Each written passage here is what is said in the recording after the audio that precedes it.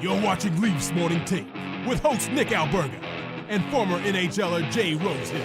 The show starts now. Tell you what, I love the permanent snarl on the face of Greg Berube. What's going on? The Tuesday edition of Leafs Morning Take. It is Nick Alberga and Jay Rosehill. What's going on, Rosie? What's going on, man? That was a long weekend. It's good to be back at her, starting off with a quick Leafs presser. Yeah, and I like the fact that they addressed the elephant in the room, and that was the fact that it was a 5 p.m. news dump on the Friday night of a long weekend. So they tackled that, and I got some browning points for me, man. I won't lie. Just happened to be when it all came together, Nick. That's all. It always seems to be that way. It always seemed to be that case under Kyle Dubas, too. And then to compound things on Saturday, the Blue Jays had a joke of a presser or a conference or a scrum with their GM, Ross Atkins, but we're not a Blue Jays show. So lots to discover and uncover on today's podcast. Thanks for being with us. I know we took a couple days to ourselves. We're refreshed, we're rejuvenated. There's a new head coach in Toronto, but first and foremost, I want to get your reaction and thoughts to Game 7, man. I just wish the Leafs were in that type of game, in the second round at least. Would be nice. Yeah, I always compare, it was just the last two games were an absolute no-show from the Vancouver Canucks. You look at their whole season and when they were, dominant, how much time they were number one in the league, and they come down in game 6 and 7, win a game, win a series, go to the Western Conference Finals. They just didn't do anything, man. And I can't help but compare it to the Leafs. What if they did that? It is something that they have done in the past. Then to score the last two, to make it darn close just to get everyone's hopes up, but too little too late. $1 short is what they came up. So it was kind of uninspiring by Vancouver, but good for Edmonton. Nice to have a Canadian team still in it, which we knew it would when they're facing each other, but it'll be a good test against that Dallas team. I think those big boys are going to have to really be outstanding to get a piece of Dallas in my mind. Yeah. Dallas opened up as the favorites, and rightfully so. I think the difference in that Western Conference final could be the goaltending. Jake Ottinger has been fantastic, specifically in the second round for Dallas. And I think you look at Edmonton, much similar to Toronto, you just never know what you're going to get on a game-by-game basis, I should say. And that would concern me. On top of that, it sounds like there's a couple guys in the Oilers really banged up. I know there was a sickness going through that team. That's why I was really impressed by the way they came out in game 6 and 7.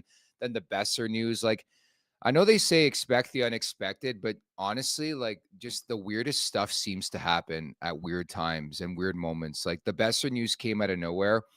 And to your point, I think Edmonton rose up to the occasion. Sometimes when you're an upper echelon team, you need to do that. And I thought they delivered pretty much a perfect game 7, aside from the last 7 minutes of that game.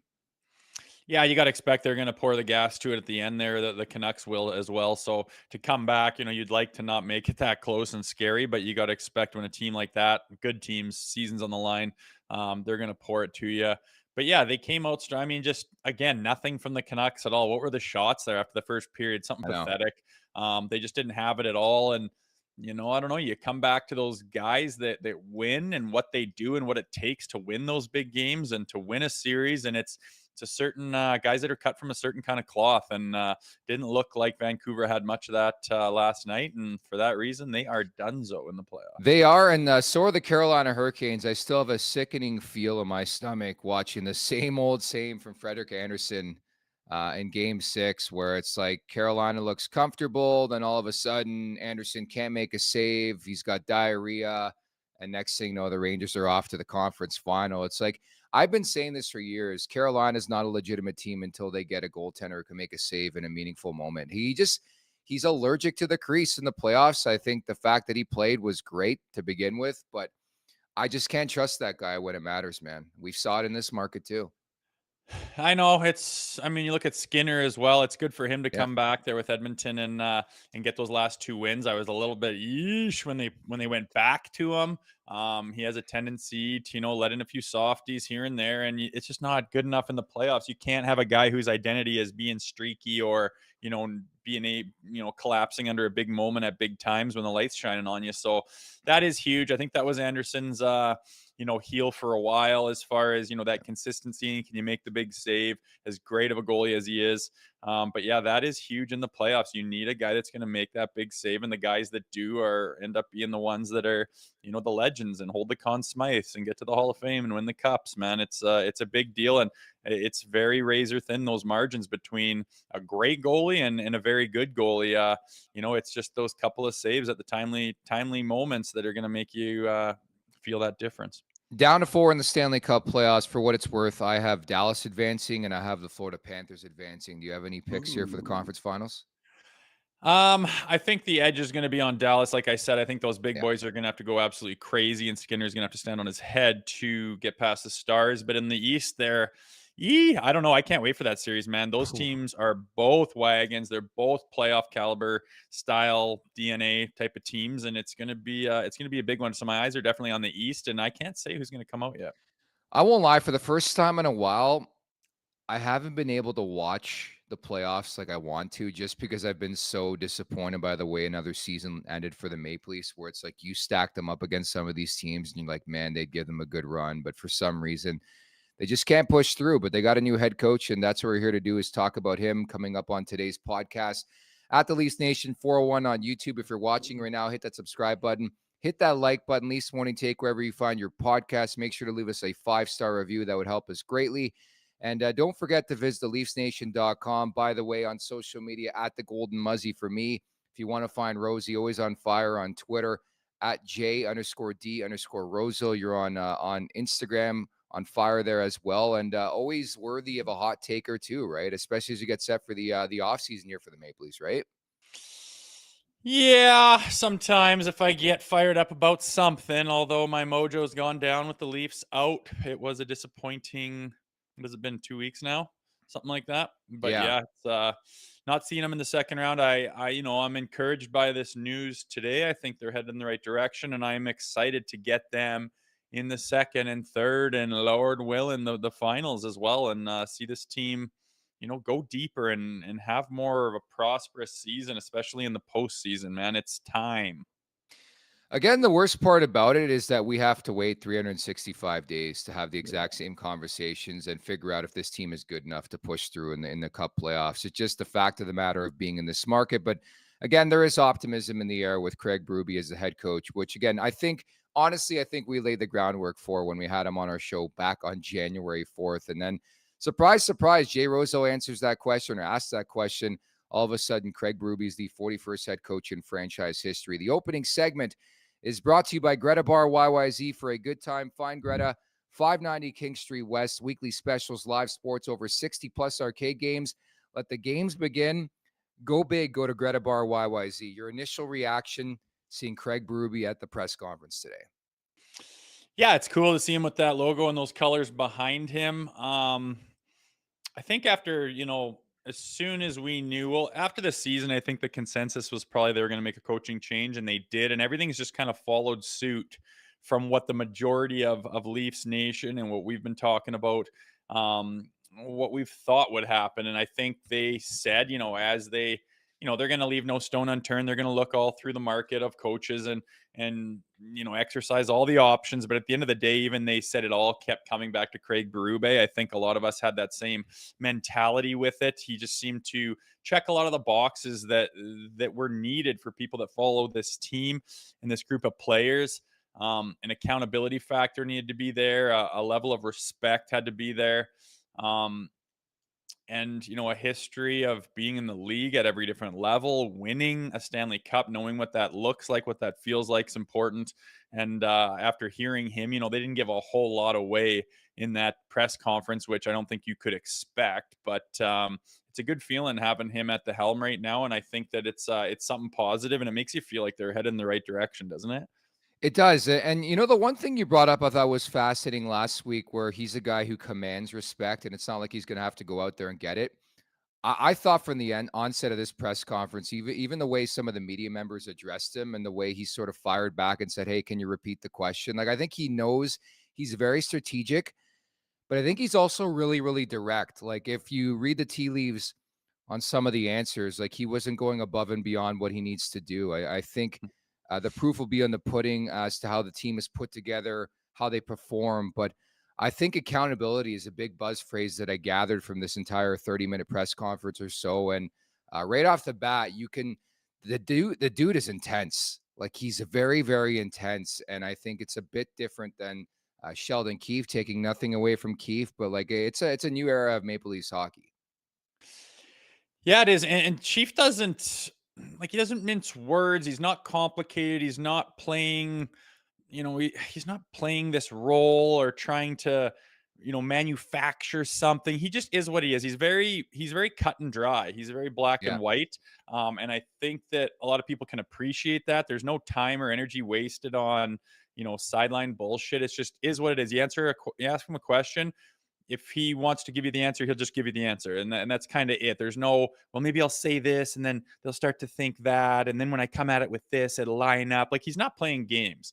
And that's refreshing and nice. It's not like it, I think especially in the media with Toronto, you can get caught up in that, trying to play the game and work the system. And I don't think he's going to do any of that. And I think that you do notice in that press conference that, I think he automatically gets respect and he's going to get the questions and answer them how he feels. And I don't think people are going to try to belittle him or twist his words or do anything silly like that. Not that it matters at the end of the day, but we are in that space with, seeing how people react to the media and to this market. And I don't think he's going to get caught up into it too much. And they got a job to do, and kind of makes me laugh. The questions they asked, they're like, I can't believe Tree Living didn't say what he was going to do with Marner and Tavares and Domi and Bertuzzi. I can't believe it. Like, are you fucking kidding me, man? Like, what a dumb question. Like, can't believe you didn't answer my question. They have a long road to go before they get to those answers. And as soon as they are answered and they're in place and it's a done deal, then we'll know about it. So just silly for the media to think they're going to get too much more out of them at this juncture in time. But it's nice to see them all up there, and it sounds like they're all on the same page and they all get the script in the same light. Yeah, so some of the Coles notes, we could start with Berube. He said one of the attractions of joining the Leafs, the star power on the roster. He wanted to work with great people as well. Same ideologies as how they want to build the team and how they want to play. And I think you go over some of the names that he has coached, Alex Pietrangelo, Braden Shen, who you never know could pop up on this show. Wink, wink, nudge, nudge over the next couple days. I think he coached Claude Giroux with Philadelphia. I don't think he's coached a guy like Austin Matthews or a Nylander. I think any coach out there, regardless of his ties to this organization, would want to coach a team like the Maple Leafs. And he illustrated that, saying he's a Canadian-born kid. You get a chance to coach the Leafs, you're going to jump at that opportunity. I think it just made too much sense from the beginning, right? Yeah, for sure. It's a prestigious job. It's a lifetime thing no matter how it goes. It's an adventure that you're not going to turn down. It's an opportunity for any coach in the world.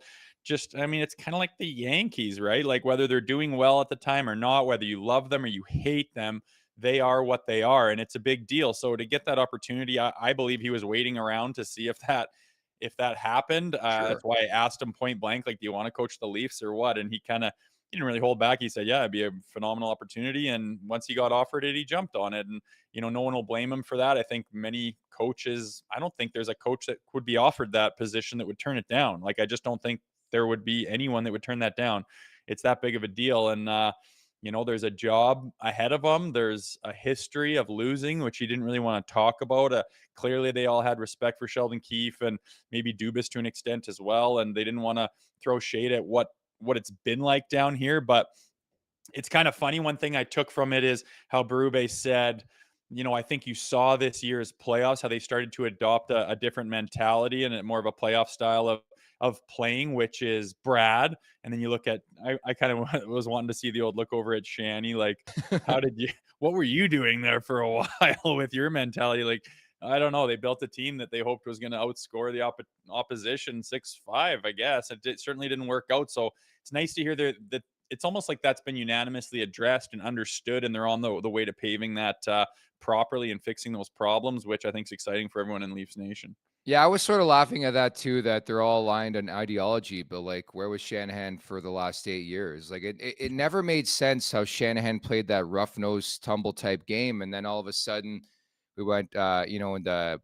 puck possession and holding the puck and doing this and that, and playing less with snarl and more with guys who are positionally sound and guys who control the like. It was just a weird ideology. Now all of a sudden he's changed his opinion on how this team has to play. I think they understand it. I think you watch the Stanley Cup playoffs, you even watch Game 7, the way it was played between Edmonton and Vancouver. And I think it makes a lot of sense when it comes to this hire. And I mean, kid you not, I think the groundwork has been laid for the Berube hire for quite a bit of time. I mean, not reading too much directly. I mean, there's a reason why, in my opinion, at least, Craig Berube came on a Leafs specific show in early January when the heat was coming on. A guy like Sheldon Keefe, there's a reason why. I mean, he's been a free agent for like 5-6 months, and there are various opportunities, namely a very enticing one. And ironically enough, it sounds like Sheldon Keefe could be that guy who gets a New Jersey job. But that to me, that'd be a pretty damn enticing job considering a look at that roster and some of the star power. But I honestly feel, and just speculation on my part, this is a job he's wanted for a while, and it's come to fruition here. I would think so, man. There's a chance to be a hero here, right? There's a chance to do something that hasn't been done in a while. Everyone's got their understanding and their theories on what's gone wrong and what needs to change. But at the end of the day, the only ones that really matter are those guys standing at the podium right now. And if you read between the lines, it seems like they understand now. There's a lot of times when they're running it back or they're extending this guy or whatever, people are yelling, going, no, like, don't you see this isn't the right way? And they were doing it with Dubas and maybe with Keefe and maybe with some of the players.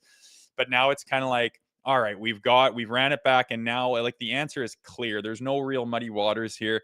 That stuff's not working. The way they built that team doesn't work. You can build a really good hockey team in the regular season, but clearly there's a difference between that and the playoffs. And they're not the only team that feel that right now. So the thing that I liked is, he talks about his communication style and how he's just an open book with his players. If you look at him from the outside, you can see Chief or Craig being intimidating and hard to talk to and hard to like squeeze in a rock trying to get anything out of it. He's not that way. He's surprisingly cordial. He's quite funny and humorous and likes to laugh and joke, actually. I don't think he'll show that a lot in a press conference or anything, but you can talk to him, and he's out skating around with guys before the skates and practices, talking to them. And like he said, I keep an open level of communication. That's one of my strengths. And I tell players what's going on, and I'm just very honest with it. And with that comes automatic accountability. Like, it's not like some guys in the dark and saying, I don't know what this guy wants from me. I've played with coaches who are just idiots with communication. They literally don't have any of it. And their guys don't have a clue what to do. They get pissed off. They go into their own shell, and they don't know, how to react. And no one's on the same page. And I think it's nice to hear that with that communication that Craig's going to bring comes accountability. You automatically know where you stand, how you're doing, what you need to do differently. That's your accountability right there. So that's something that stood out to me with some of his verbiage and how he's going to go about coaching this team, which I think is super positive as well. And he was asked about, has he spoken to some of the players? He said he's made contact with most of the team. I understand why the question was asked. He didn't talk about Mitch Marner directly. He didn't name names, which I think was the right answer. He's looking forward to working with the team. He said he's focused on the now and the future, doesn't want to dwell on the past. I thought was a really good answer. And I thought it was a really good question about the mindset. Like, obviously, that's probably the first question you were asking if you're Tree Living and Company when interviewing a prospective candidate. How do you want to play? And this is how Berube answered: competitive every night, all about the team, which I love. A north game, a fast team, a heavy team, structure in all three zones. And the big phrase again, accountability. Like, he is going to hold players accountable. I think the biggest thing I brought from that too was every player has a purpose on that roster. It's not like, I mean, I know they talked about it last spring, Rosie, about it not being about the core four, but I really gathered that. And I think the most important thing, you look at St. Louis and how they won the cup. I think the amazing thing about that team was the depth, and guys on the first line beat you, guys on the fourth line beat you. Like, Alex Steen was on their fourth line. And how often have we talked about, playing in waves on this podcast?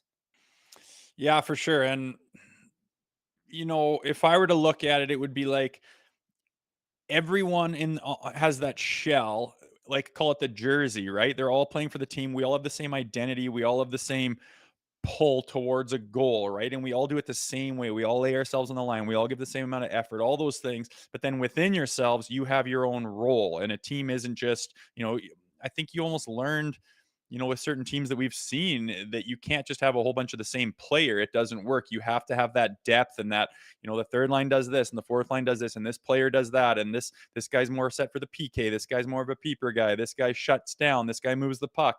You all have your different roles. And if you can get everyone doing their roles very strong individually, and then as a team collectively having the same mentality and the same identity, now you have a winning formula for a team. And I think, he's going to try to get the most out of every single player, whatever their role is, and make sure that they understand what their role is. Sometimes you have a third line guy that's trying to play like a first line guy, and it's like, listen, bud, you're not taking Willie Nylander's job. You're just not. So if you want to be on this team and you want to have an impact, here's what you need to do. This needs to be your role. And sometimes players don't get that on their own, and they have to be shown that. And if they don't, adhere to it, they're gone. It happens all the time. Guys want to be the first line guy, and they're just too blind to see that's not an option. So defined roles is going to be good. He's going to want specific things out of different players and different lines, and within that all, like you said, the effort level is going to be there. They're going to play hard. They're going to play strong.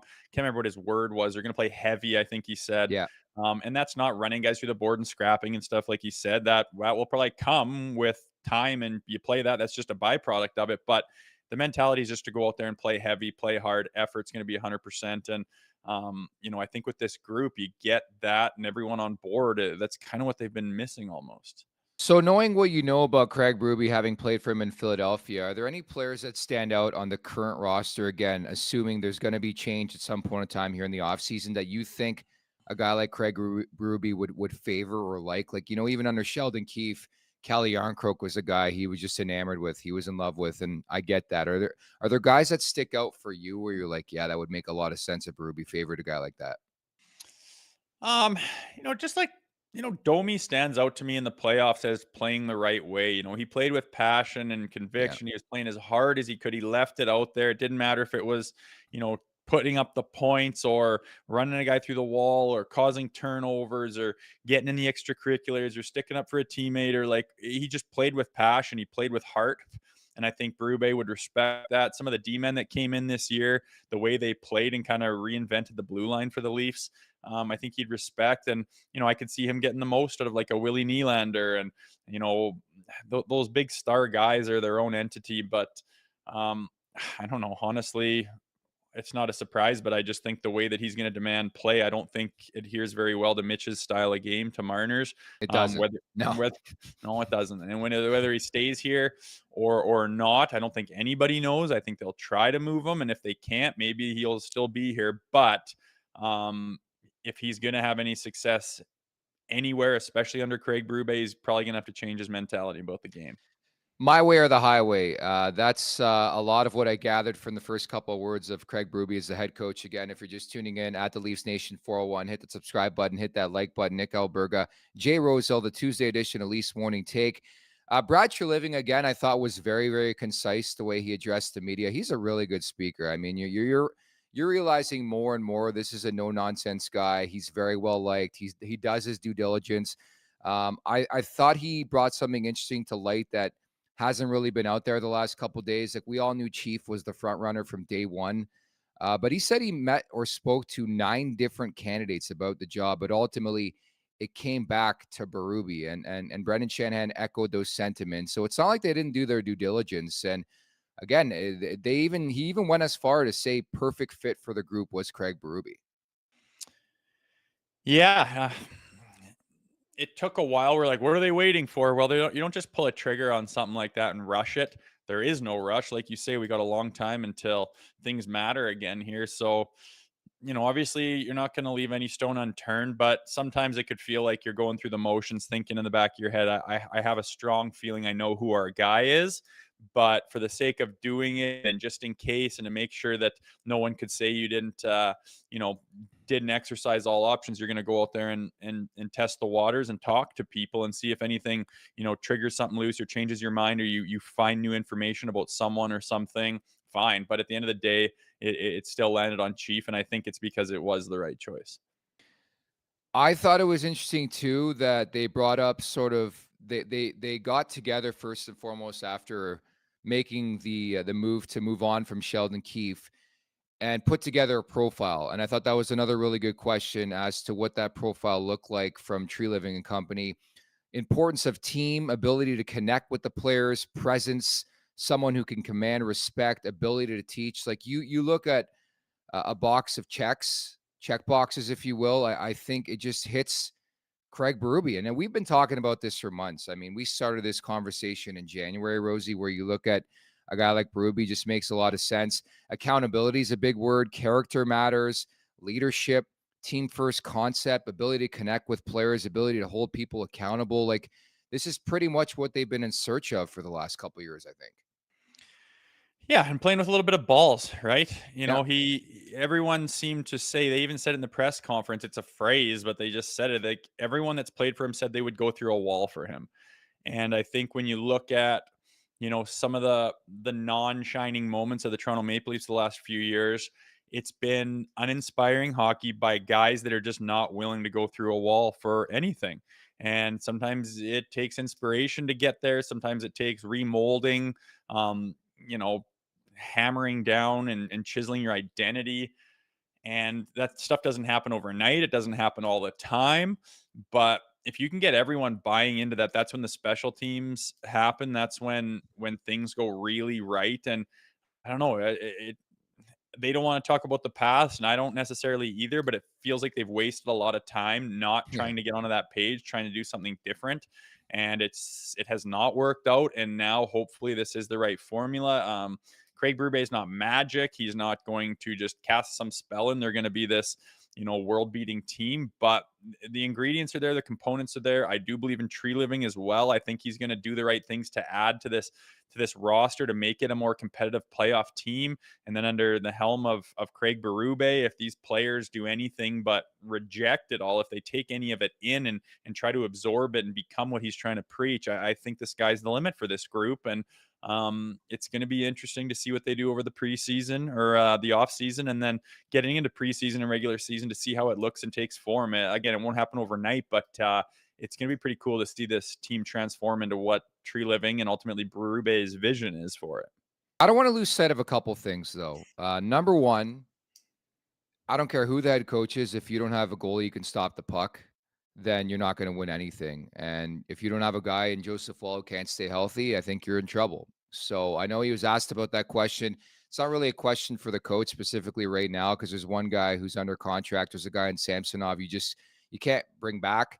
So that's going to be up to management and to work with the coaching staff to figure out who some files that would make sense could be. And number two, I still think it would be the definition of insanity, and we're about to have that conversation if you run it back with the same cast of characters. I think they need to make substantial change to that roster, and if they don't, for me, I don't care who the coach is, it's going to be the same old story, Rosie. Yeah, and I think it will. I think change will be made. I would be surprised if there wasn't a new goaltender in there to tandem with Woll next year. I'd be surprised if there wasn't a stud defenseman brought in to kind of alleviate some of the pressure, if not a couple. Maybe a real stud and then like a really solid like Zadorov type player that I think this team could really use. And then depending on what happens, with Mitch Marner and his contract, that could make a lot of change in the roster as well by, do you move him out and what did you get in return? And now what are you doing with that salary cap? There's a lot of question marks, but a lot of potential as well. And I think this team could look a lot different come October. And that's a positive thing that they have those options. But I don't know, people talk about John Tavares and stuff like, I don't understand what you do with his contract. Mitch Marner is, he's a very desirable piece. He's an all-star. He's right there. He's in the prime of his life and his career, where Tavares isn't really necessarily so, and he's highly overpaid. So unless you're eating a ton of that cap hit, I'm not sure what you do with John Tavares, although he keeps getting linked into the same, talk as what do you do with Marner and Tavares, which I don't really understand. But, you never know. There's going to be some changes made, and I think Tree Living kind of has an idea. And keep in mind, it's not easy. You can't just say, oh, I want this, so I'm going to get it. It's not always available. It's not always possible. So, keep in mind that is, a roadblock with the general manager. But I think that he wants a lot of the same things that a lot of the fans that follow this team want as well. Just lastly, Brendan Shanahan had a couple words. He didn't make a statement, which was a bit different from a couple weeks back, but he did field a couple questions. Feedback was very positive on Berube. They reached out to players and other people who have coached and played with Craig Berube, and lots of rave reviews. So huge positive for this organization. Craig Berube, the 41st head coach in franchise history. Frozen pucks are awesome when they're in the back of the other guy's net, but that doesn't mean you don't want to eat one.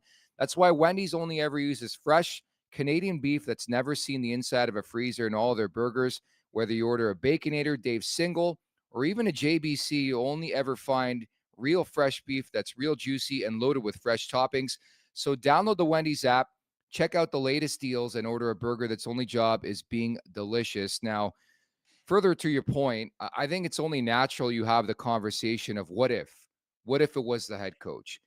Is there a scenario in your mind, again, assuming everything we know, what if Mitch Marner doesn't want to waive his no trade, where the Maple Leafs can be successful running it back with the core four guys that we all know and love under a new head coach?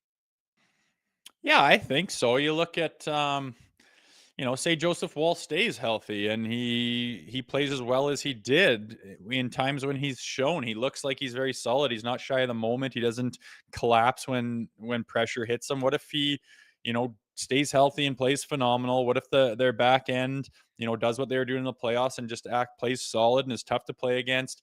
And I just can't imagine we go into a new series tomorrow that this power play is going to go 1 for 21. So it's not the end all be all if they don't get rid of Mitch Marner. I think that he's going to have a reality check. He's going to be talking to his people.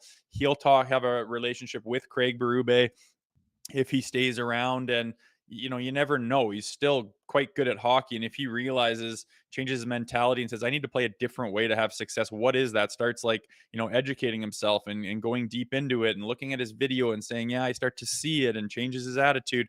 They could certainly have success. They weren't far away. They're one bounce, one shot, one goal away from the second round. And then who knows? But I mean, even if they went 5 for 21 on their power play, they're playing right now. It's wild to think of how bad their scoring was. And, can that happen again? Will that happen again? You can't assume that's going to happen again. But if they do, quote unquote, run it back, whatever, it's not like it's impossible and like they're throwing the season away by any stretch. But I just think that people see the problems and would like changes to be made in a direction that they think it needs to go, which is fair as well. Look, I'm strongly against it. I would advise against it. I think it's time to make a substantial change. But to your point, I think a lot of what's transpired in the postseason has come down to coaching. And I think the proof will obviously be in the pudding. We'll find out if that is the real truth. We'll find out from a guy like Craig Berube, who managed to get to the pinnacle and win a Stanley Cup in 2019. I just think the margin for error is so razor thin in the Stanley Cup playoffs, as we saw even in the Vancouver series, we saw in the Carolina series with the New York Rangers. And I think, to your point, a couple more power play goals and it's a different conversation, right? So I wonder if coaching, and you have these guys back in the mix, if he could be the guy to finally put them over the top. And on top of that, I mean, how many guys have had ridiculous and remarkable contract years? Like, look at William Nylander. A very motivated Mitch Marner is not the worst thing in the world. Would I commit to him during the regular season next year? Would I commit to him in the offseason here? No one know. But I think if it comes to that possibility, and I think it's a real possibility, they come back with these four guys. A motivated Mitch Marner is not the worst thing in the world, is what I'm saying. Yeah, exactly. And I think, people, when we're fresh off the loss in the playoffs and seeing the way he performed and what his attitude towards the playoffs was, I think everyone's screaming, that's not it. Let's move on. It's been long enough. He doesn't have it. But, things can change, and I would prefer to move on as well. But that's not always the easiest thing in the world to do. And I think if the opportunity comes around where it makes sense, it will happen. But if not, it's not like we need to be screaming at the TV every night either.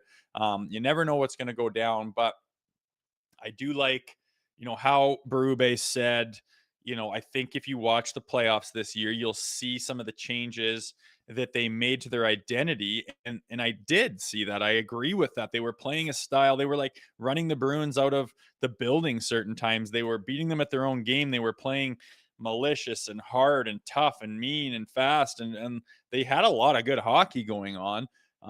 They couldn't score a bloody goal, which is absolutely dumbfounding, but it was what it was. You can't expect, chalk it up to, the way the cookie crumbles, sometimes they got to find a way to kind of reinvent the way they look at scoring goals for sure. But it's not like they're throwing the season away if they can't get rid of Mitch Marner. Let's be honest, guys. It's just what people in the know and that really follow this team and care. It's what they believe after watching enough of it, that it would help the team by moving him and his personality and his way of playing onto someone else and getting some assets in return, opening up that salary cap and letting Tree Living do his work to try to make this a better rounded playoff team. Great. If it doesn't happen right away, there's other opportunities to happen as well. And I do really think that they've addressed the biggest problem, and that is just getting a new coach in there that has a different voice, different mentality that totally changes the culture of the locker room. Well, fortunately, reading the tea leaves, some of the insiders, namely Frank Saravalli here, our very own Frank Saravalli and of Daily Faceoff, I think he said in the DFO podcast the other day that there's a less than 5% chance that Mitch Marner is going to be back next year. And by all reports, it sounds like the Marner camp would be open to, at the very least, having that conversation about potentially moving elsewhere. But like almost awkwardly, the two sides are going to have to work together, right? Like I thought that was really fascinating, and you're not going to get much, but True Living was sort of asked about that. What's next? I think for me, what's next is getting the ball moving on a potential deal. Like let's not forget and lose sight the draft is 38 days away from the Sphere, and if you're going to make a move of that magnitude, I think it has to come at or around free agency, like when teams still have money. So I think you start right now, and you got to figure out first and foremost if you're going to have that conversation with Marner, is he open to it? You know? For sure, you have to. It's part of the business, man. It's not Yeah. all sunshine and rainbows. It's you got to have awkward conversations, and it happens during contract negotiations, during trades, sending guys down to the minors. You go to arbitration. Talk to a guy who's been through arb. It's you go into a room and your agent tells the arbitrator everything that's incredible, how you're the best player in the world, shows video and clips on how you're the greatest and compares you to all these great players. And then your coach, your general manager, everyone that's, you're on the same team as, comes in and tears you apart. And they show video on how bad you are. They show video on why you're overpaid, on why you shouldn't be out, on why everything that's terrible, and you feel like a piece of garbage. Then the arbitrator spits out a number, you shake hands, and they say, hey, no hard feelings, see you at training camp, and you go out there and you're back on the same team again. It's awkward as hell. It's difficult, but it's the business, and it's the way it works. And they're going to have to go to Mitch and his agent and say, hey, listen, you know where we're at. You've heard the buzz. What are your thoughts? Let's talk, and let's move forward with this. And it's just the way it's going to have to happen, whether it's awkward or not. Yeah, and I think that's probably the way you attack it. If the Marner camp is open to it, then say, hey, submit a list of teams and we go from there. But I think a deal of that magnitude, like you have to start rolling on it as quickly as possible. And whether they want to admit it publicly, which they aren't, I think the ball's already moving on that front. Like if you're going to make a move like that, you got to know pretty profoundly and pretty quickly if the player is open to it. If not, I think you shift your focus really, really quickly. I don't know if that includes a Morgan Riley trade or doing something else like with a Yarn Croak, but I think there's going to be change. I mean, that is very, very clear. It's just what's that change going to be? I think if it's a Marner, it just opens up way more possibilities in how to rejig this roster financially, right? Yeah, for sure. And yeah, I don't take any stock into what they say. Like, No. why would they tip their hand? Why would True Living say we're going to do something, and then if it doesn't happen, then forever they're going to go, well, remember when you tried to get rid of Marner? Blah, blah. Like he's not going to tip his hand to anything because he doesn't know. And any crumb of information that you give out to this media, they will take and inflate into anything. So you don't give him anything. I don't even Yeah. listen to his answers to anything unless he's making an announcement on that something's done. But you got to read between the lines and figure out, there is information in what they do say and what they don't say. And I think you can tell that, yes, there is going to be some changes potentially tried to be made, but they're not going to be specific on what that is and use players' names because there's no benefit to them. And I think that, yeah, the draft would be a good place to get something done. The sooner the better, so you know what you're dealing with. I think it would be a problem if you ran with Mitch Marner. He's probably going to put up a bunch of points in the regular season. Maybe they're in a pretty good spot, similar to this year, and you're going to the trade deadline. It's like, oh God, what do we do? And everyone forgot about the playoffs, and everyone puts together a little Mitch Marner highlight pack and how he's scoring a bunch of goals. And oh man, how could we let this guy go? And if you do and you don't win that year, then hellfire is going to come. You know what I mean? It's you put yourself in a tough situation by waiting till that point in time. And I would agree that if you're going to do it, and I think the idea is that they want to do it, get it done as soon as possible, and then you have more time to play with what you have. Hey, did you see what Frank Saravalli had to say late last week about Nikita Zadorov, what he's projecting contract-wise in free agency? 6x6 or something? Would you go that? That's a pretty steep price for a guy, let's be honest. I mean, he's a tough-nosed player, hard to play against in the playoffs, but he's probably a 4 or 5 guy. Yeah, it's a high price, but I mean, when you play like he has in the playoffs and like he did, I mean, there was a point there. It was early in the second round. He had more goals than Marner, Tavares, and Matthews, and maybe Nylander put together as True. as like a physical defenseman. And I don't know what those guys. I'm not the guy to like break down the markets and the values and all that stuff, but I think people are realizing a defenseman like that who does show up in the playoffs is a lot more valuable than a guy that has sterling regular seasons and doesn't show up in the playoffs, right?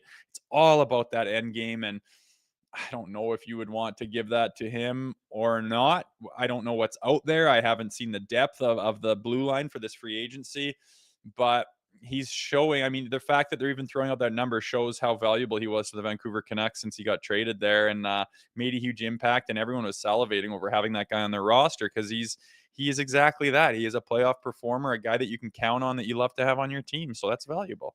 Because the one thing we know about Brad Treliving is like if there's a guy he likes, he will do anything to get that guy, right? And maybe within reason, because again, they were linked to both Tanev and Zadorov at this year's deadline, even well before that, and they got neither guy. But I think they will circle back on both fronts. But there's got to be a number where you're like, I just can't do this anymore. Again, if you project to have a Zadorov in your 4-5, if he's in your bottom pairing and you're paying him $6 million for what he does in the Stanley Cup playoffs, I think that's a bit steep. I think there's going to be a lot of teams involved.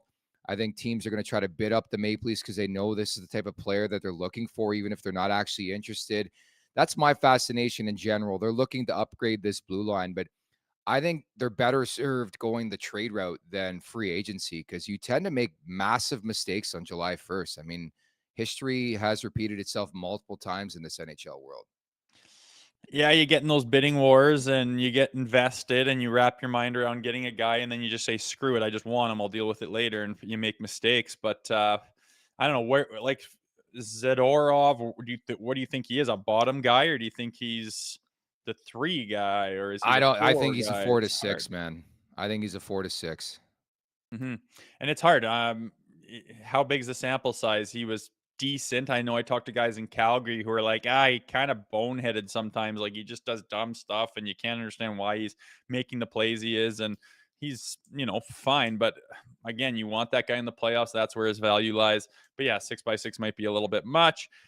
And that's Treliving's job, man. He knows him Yeah. better than we do. He had him. So it'll be interesting to see what he does and where he fits and what he moves and everything else. But I do think change is coming. I think he's going to work as hard as he can, and it doesn't matter if it makes a huge splash and he has to blow some stuff up and trade Morgan Riley or whatever. I think he's willing to do it to get this team to a point where he's like, now this looks like my team. It doesn't look like Kyle Dubas's team anymore.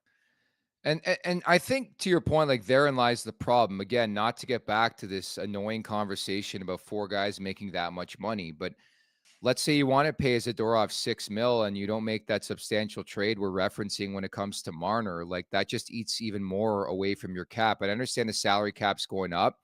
I think the 3 names I would look at in free agency that the Maple Leafs will certainly be attached to, Brett Pesce, who's coming from Carolina. He's going to hit free agency. It sounds like very likely.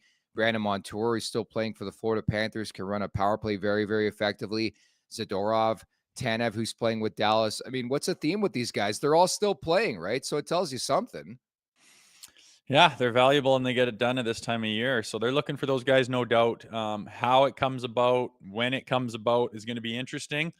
But yeah, I mean, it's no secret to anyone in the league or that follows hockey that the Toronto Maple Leafs are handcuffed by 4 guys making $50-some million per year. That is a lot, and it leaves it a lot thinner on the outskirts. And I think everyone knows you can't win a Stanley Cup having that thin of a lineup with your depth and your back end. So I think they're going to try to rectify it. Any last words before we get to the last call here on everything that transpired today, even the last couple of days? If you get a chance, go check out over on our YouTube page at the Leafs Nation 401. If you're watching right now, you know about it. If you're listening in podcast form, Rosie shared his initial thoughts on Craig Berube's hire, had something as well with Dave Pagnotta on Friday, breaking down the hiring. But again, we've been expecting this for weeks, but it does seem like a new era, which is great to see. It does. It's exciting. I don't know. I look back at the past with the Leafs and some of the decisions they made, and it was split, and people were mad, and this is the wrong direction. This doesn't make sense. This guy's, you take Dubas, for example. This guy's kind of a boy wonder. He's too young. He's too invested in the stats and the Corsi shit. And, they hired Keefe, and they just took him because he's from within. He doesn't have the experience. He won't gain the respect. And there was a lot of back and forth. Not everybody by any means, but it was kind of split, and there was different schools of thought, and people weren't sure. I think you're going to be hard up to find someone that thinks the direction that Craig Berube and Tree Living are going to go in here right now, and that it isn't the direction that they should be going. I think you'd be hard pressed to find someone that would really argue against what they're doing right now and the direction they're trending. So that gives a lot of hope, which Leafs Nation's no stranger to, but hopefully this time it will lead to results.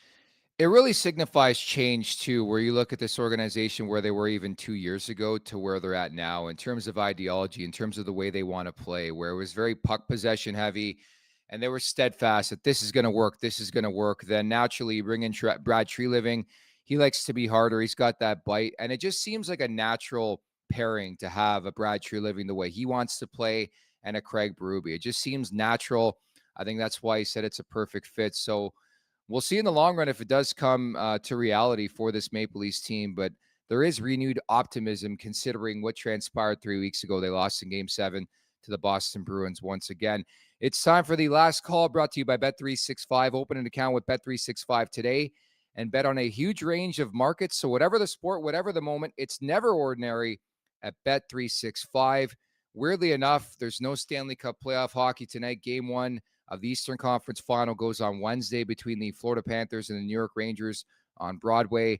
So maybe we just give our final picks again. I like Dallas, and I like Florida moving on to the Stanley Cup Final. How about you? You do, hey? Yeah. I like to dip my toe in and see what things are looking like, watch Game 1 and then make my decision. But they're both heavy teams, both playoff teams, both strong, proud teams. I think that Eastern series is going to be a beauty. I don't have a prediction, but I do think that Dallas is favored for a reason in the West. And I think that if Edmonton is going to get by them and get to the finals, I mean, their stars are going to have to go ballistic, and Skinner is going to have to not have any hiccups, because you cough up a bad goal or two and you lose Game 3. I mean, that truly is the difference against a team like Dallas. So you're going to have to be really, really solid, but I think Dallas is favored for a reason in that one. Definitely. I think a couple things to watch for is the injury concerns. I know for a fact McDavid isn't 100%. Adam Henrique, we'll see if he comes back. Pretty much missed the majority of the second round, dealing with a lower body injury. Some other guys nicked and bruised. And I get every team's dealing with injuries this time of year. Special teams in that Dallas-Edmonton series is going to be something special. You look at the Oilers, a big reason why they're in the conference final. Number 1 in the power play, number 1 in the PK. Special teams wins out this time of year. And, it's going to be Dallas's power play, 29% against Edmonton's power play, which is like 36, 37%. So that's my fascination. I think if you want to lay a couple bets when it comes to the Conn Smythe market, Igor Shesterkin comes to mind. I love the Jake Ottinger look right now. I thought he was awesome in the second round against Colorado. Zach Hyman's got 11 goals in 12 games. And I think it's wide open with the Florida Panthers right now. I'd spread money around there. Even a guy like Carter Verhaeghe, Sasha Barkov, Matthew Tkachuk. There's a variety of different routes you can go betting-wise right now, too. Yeah, I've really been vocal about how much I like that Florida team. They are spread out. They are all on the same page. There's no passengers, and they're all highly talented and just seem to understand each other and what the whole mentality of their team is supposed to be, and they've adopted it, and they do it very well. So no lost money betting on them, I wouldn't think. But yeah, if you do look at the 4 goalies, there's one that stands out as needing to stand on his head. That's Skinner. The other ones are really top tier goalies that we've been looking at for a while now and are now starting to hit their stride, especially with Shesterkin and Ottinger. And then obviously Bobber has already proven himself. Very true. Producer Vic is asking me to give my Stanley Cup pick. I'll be honest. I could see a pathway for all 4 teams. I'm not I'm not like deviating from the question, but I think it's been a very chalky year, right? Every year we look at, are there going to be underdogs? Are there going to be sleepers? It hasn't been that way. And chalk, and I mean, like the favorites have won. And that's what you're seeing right now. Even the New York Rangers, people are sleeping on that team. They're really good. If you get that goaltending again, but to answer the question, I guess give me the Dallas Stars. I like the goaltending. Love their back end with Miro Heiskanen. They just dismantled a really, really good Colorado team. I understand Val Nichushkin missed the majority of that series, but it was like men against boys in that series. And then you have the goaltending, you have the back end, and the depth up front. Like, you're a scary team when Tyler Seguin and Matt Duchene are scoring goals. Like, those are tertiary options for that team. So give me Dallas to win the cup. All right, I am going with, not totally specific, but the winner of the Stanley Cup is going to come out of this Eastern Finals.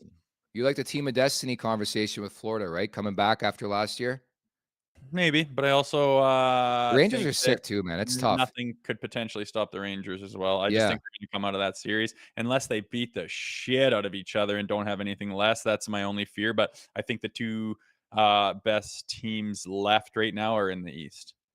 Looking forward to it. Quite frankly, I'm looking forward to the playing concluding so we can talk about Mitch Marner and a potential trade. Like, man, we're almost there. We're 38 days away from the Sphere and the NHL draft, and it's going to be bedlam. You know, the NHL wants entertainment. They want theatrics, and what a stage that would be to announce a Mitch Marner trade, man. Looking forward to that. But also looking forward to our shows the rest of the week as we continue the offseason conversation. We talk about what's next, what needs to change. The Craig Berube era is officially underway, Rosie. Here we go, buddy.